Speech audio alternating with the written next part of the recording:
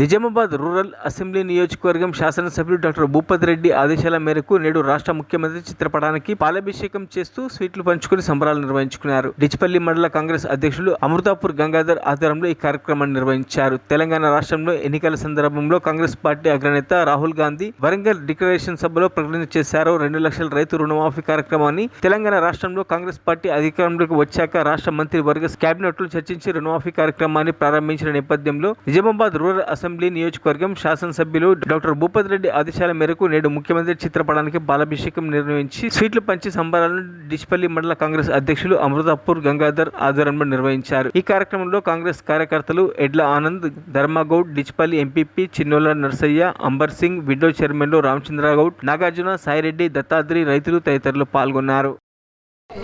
తెలంగాణ రాష్ట్రంలో కాంగ్రెస్ పార్టీ అధికారంలోకి వచ్చిన వెంటనే ప్రమాణ స్వీకారం చేసిన రోజే మన ప్రియతమ నాయకుడు గౌరవనీయులు రేవంత్ రెడ్డి గారు ఫస్ట్దే మేము అయితే ఎన్నికలలో ఇచ్చిన హామీని ఫస్ట్ రోజే సంతకం పెట్టిన చరిత్ర కాంగ్రెస్ పార్టీది.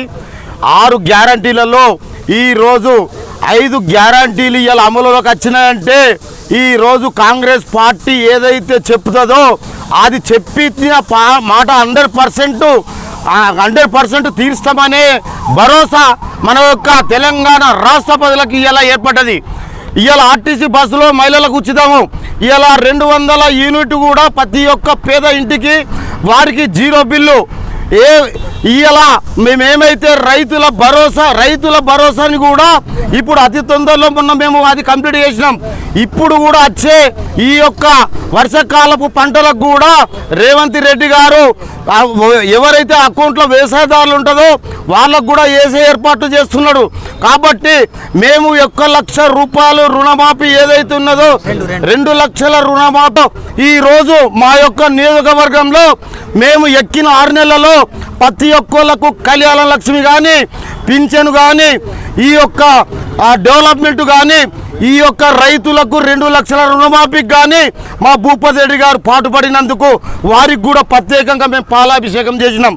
ఈ యొక్క మండలం నుంచి వచ్చిన మా యొక్క కార్యకర్తలకు, శ్రేయభిలాసులకు, రైతులకు అందరికీ ఇలా శుభదీర్ఘంగా పరిగణించగలరని ఈ యొక్క కాంగ్రెస్ పార్టీ చేసిన అభివృద్ధిని ప్రజలకు తెలియజేయాలని చెప్పి నేను కాంగ్రెస్ మండల పార్టీ తరఫున అందరికీ విజ్ఞప్తి చేస్తున్నాను.